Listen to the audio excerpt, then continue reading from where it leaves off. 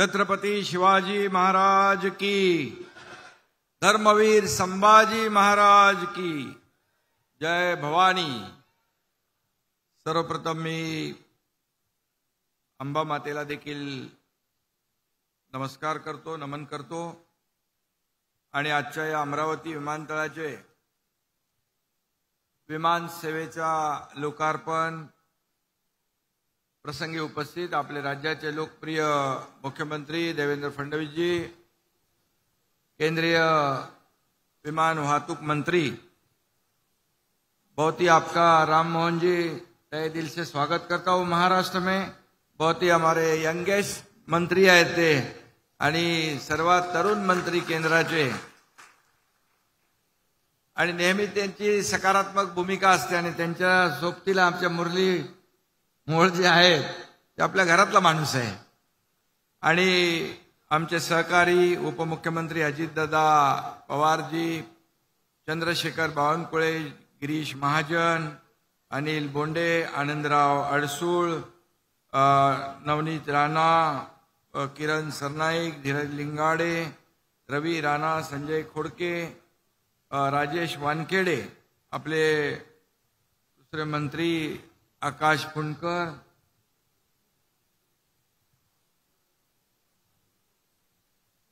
संजय सेठी, एमआयडीसीच्या आपल्या स्वातीताई पांडे, त्यांनी चांगलं काम केलं।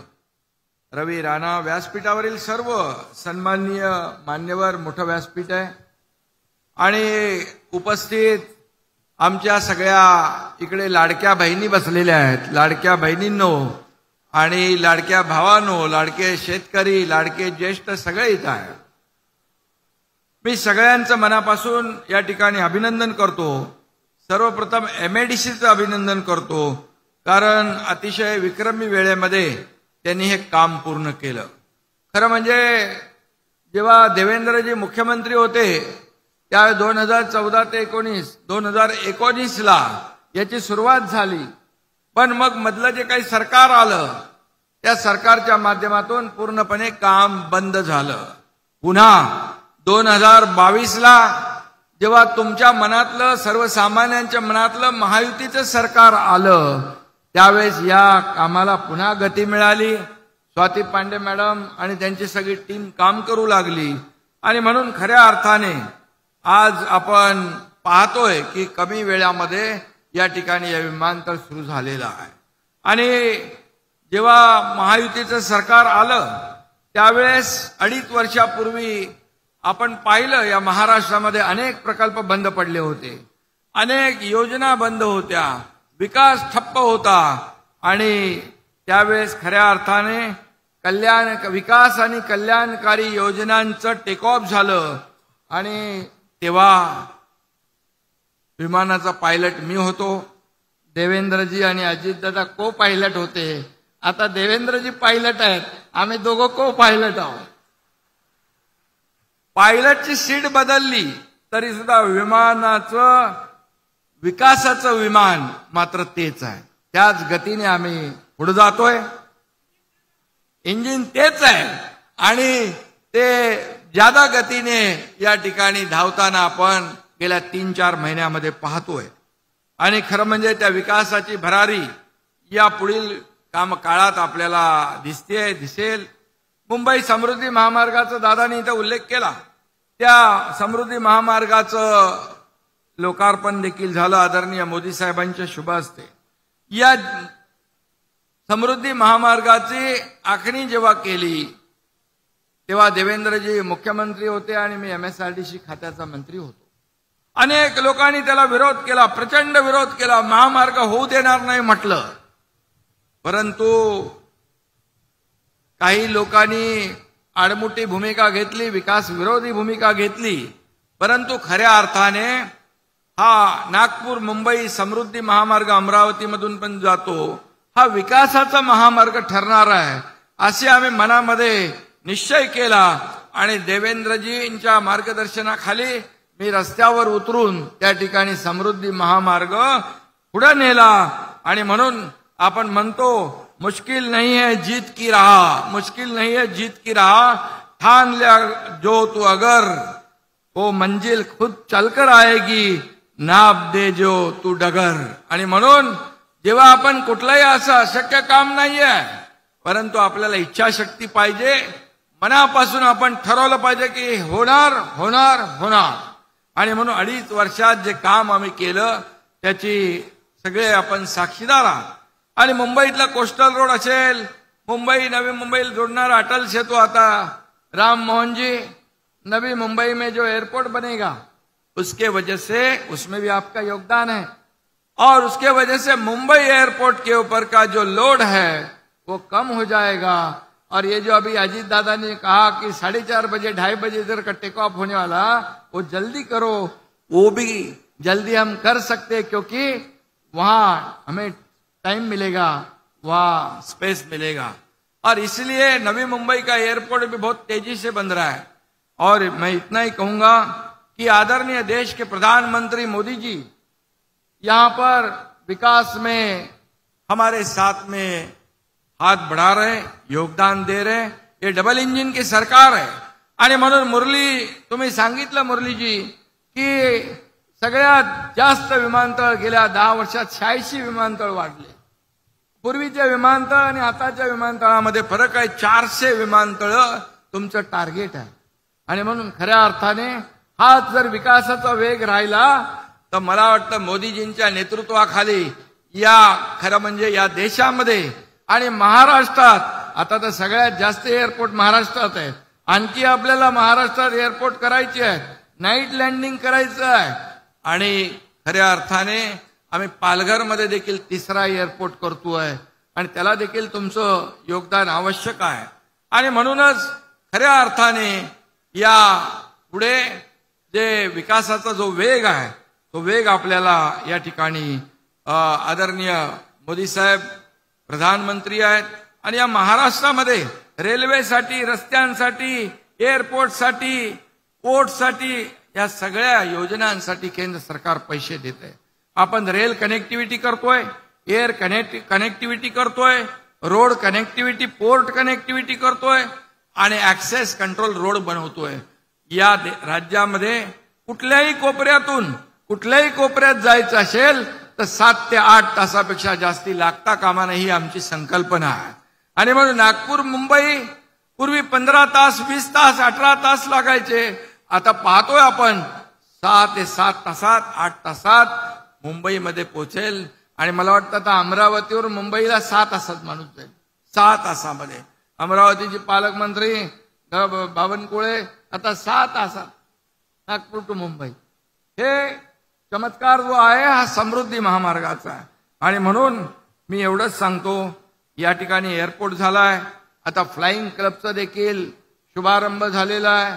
मोठी जागा आहे, फ्लाइंग क्लब होईल, मोठ्या प्रमाणामध्ये ट्रेनर मिळतील, पायलट आपल्याला मिळतील.